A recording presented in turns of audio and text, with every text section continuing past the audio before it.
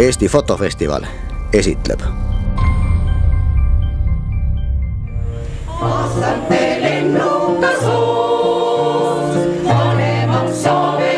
Aga vaadates seda suurt rahvahulka, kes te olete täna siia kokku tulnud, seda imelist kingitust Jumala poolt, seda päikest, siis ma võin kindlalt öelda, et sellega on traditsioon loodud ja igal aastal me hakkame tähistama ka edaspidi Pärnu päeva. Mis täna toimuma hakkab? Esmalt on tõepoolest see üks päev ja võimalus, kus tegelikult meie enda Pärnu linna kultuurikollektiivid saavad näidata, mida nad aasta või aastate jooksul on õppinud.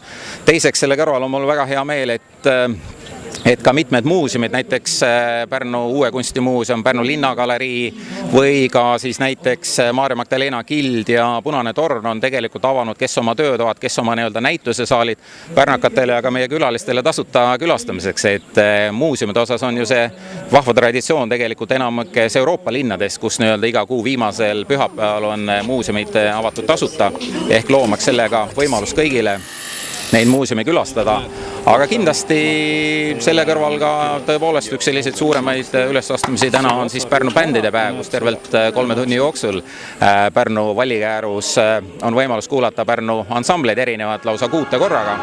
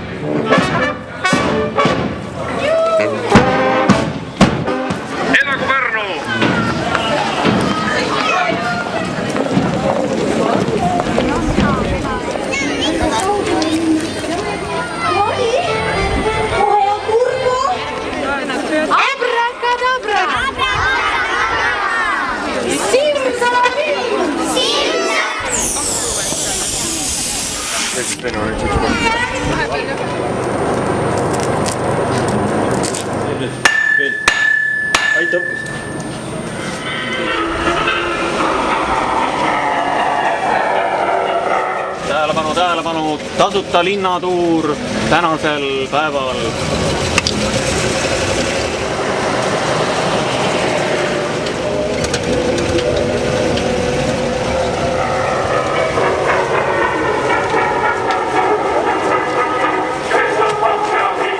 Meie oleme siis selle sama bussiga siis muutmas Pärnu linna rahvast lõbusaks. Siis vaadake neid kohvikud näod, kohe lähevad rõõmsaks ja bussiga sõites on justkui tunne, nagu sa teeksid terve linna rõõmsaks.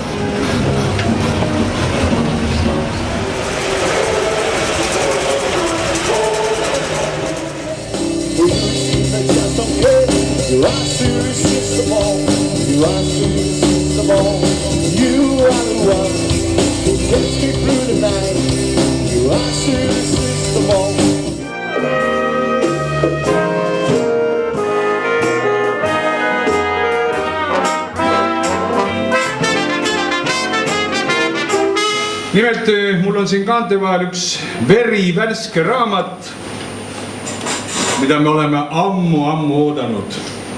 Suvepealinn Pärnu, ilusas kvaliteetses trükises, ilusate fotodega, 6 erinevas keeles. No tegelikult selle raamatu sünnilugu sai eelmisest suvest alguse siis, kui selgus peale Hansapäevi, et raamatukauplused, meie raamatukaupmehed, kes siin Pärnus kurtsid, et nad jäid väga piinlikusse situatsiooni, eriti just Saksa turistide ees, aga ka Rootsi ja teiste maade turistide ees, kuna neil ei olnud pakkuda nendele Pärnu kohta sellist lühikest mõnusat lugemisega Pärnu lugu.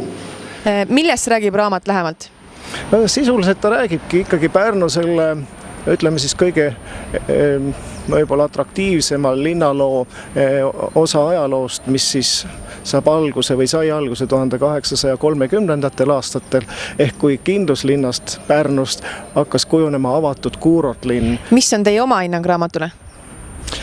No seda on väga raske öelda, loomulikult me tegime seda kõik hästi sellise tõsise sooviga luua nagu selline lühi Pärnu lugu kuurordist, mis oleks huvitav, atraktiivne, meeleolukas, kergesti loetav. Aga kui see on taevas, siis ei, see pole võimalik, et me taevas oleme. Võib-olla on see unija. Ei, seda kindlasti mitte. Mina arvan, et mina olen vanala teele läinud. Surnud, jaa, arvad, et olete surnud.